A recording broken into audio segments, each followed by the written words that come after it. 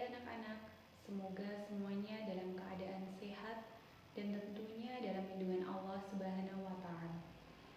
Kali ini Ibu akan menyampaikan materi tentang hormat dan patuh kepada orang tua dan guru.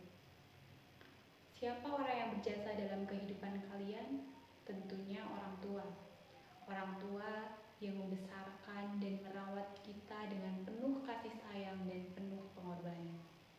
Oleh karena itu, Islam menjunjung tinggi penghormatan dan memuliakan kedua orang tua. Yang tentunya kita hanya hormat dan patuh dalam hal kebaikan. Lalu, siapa lagi orang yang berjasa dalam kehidupan kalian? Tentunya guru di sekolah. Guru di sekolah adalah orang tua kedua bagi kita. Guru yang telah memberikan kita ilmu untuk bekal di masa depan. Yang tentunya lagi kita hanya hormat dan patuh kepada guru dalam hal kebaikan. Kemudian kita akan bahas yang pertama, hormat dan patuh kepada kedua orang tua. Pernahkah kalian membantah perintah orang tua? Tentu saja pernah, tapi jangan lagi ya. Karena membantah perintah orang tua dilarang oleh Islam dan Allah membenci itu. Salah satu hal yang harus kita lakukan adalah hormat dan patuh kepada orang tua dengan cara melaksanakan semua perintah orang tua yang tentunya kembali lagi selalu dalam perintah kebaikan. Tidak boleh perintah kemaksiatan kita patuhi. Islam mengajarkan dan mewajibkan kita untuk hormat dan patuh kepada kedua orang tua. Apa yang kamu lakukan untuk menunjukkan bahwa kamu telah mematuhi perintah mereka? Hormat dan patuh kepada orang tua termasuk birrul walidain yang wajib kita lakukan sebagai anak. Banyak contoh hormat dan patuh kepada kedua orang tua. Tidak bersikap sombong kepada keduanya, membantu pekerjaannya, membahagiakan keduanya, melaksanakan perintahnya dalam hal kebaikan. Kenapa kita harus berbuat baik kepada kedua orang tua dan hormat kepada kedua orang tua? Karena orang tua kunci keutamaan kita akan menjadi orang yang sukses. Maka sudah merupakan kewajiban bagi kita untuk hormat dan patuh kepada kedua orang tua.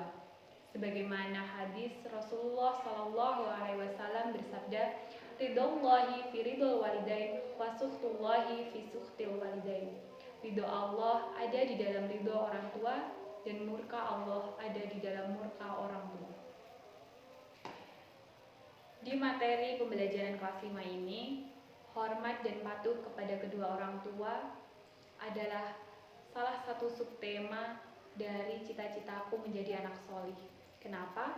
Karena hormat dan patuh kepada kedua orang tua kunci keutamaan kita menjadi sukses, menjadi orang yang besar, yang penuh dengan ridho Allah dan selalu diridhoi oleh orang tua.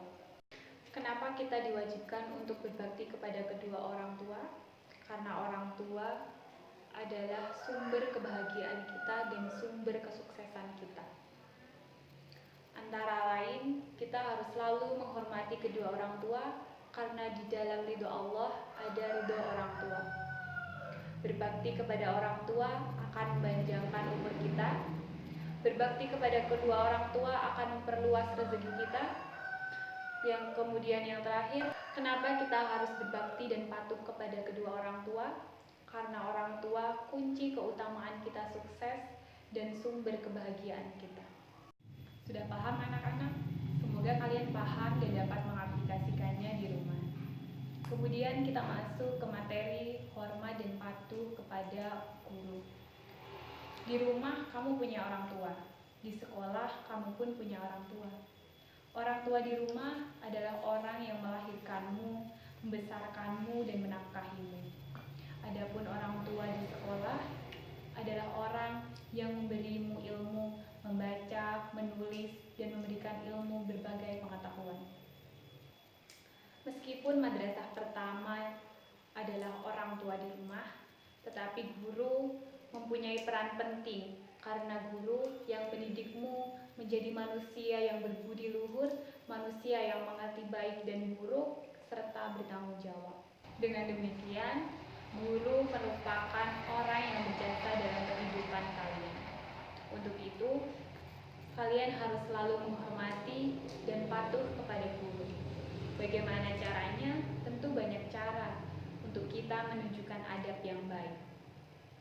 Yang pertama, apabila berjumpa dengan guru, kalian harus mengucapkan salam dan mencium tangannya dengan membungkukkan sedikit badan. Yang kedua, apabila guru sedang mengajar, kalian harus memperhatikan dan selalu bersikap tenang. Yang ketiga, apabila diperintahkan, kita harus melaksanakannya dengan catatan perintah yang mengandung kebaikan. Yang keempat, menaati peraturan sekolah.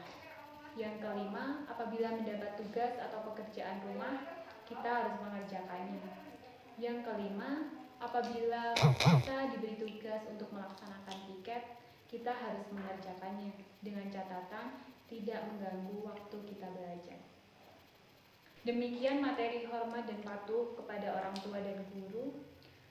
Ibu berpesan, semoga kalian menjadi anak yang soleh dan soleha, bisa menjadi kebanggaan orang tua, berguna bagi nusa, bangsa, dan agama.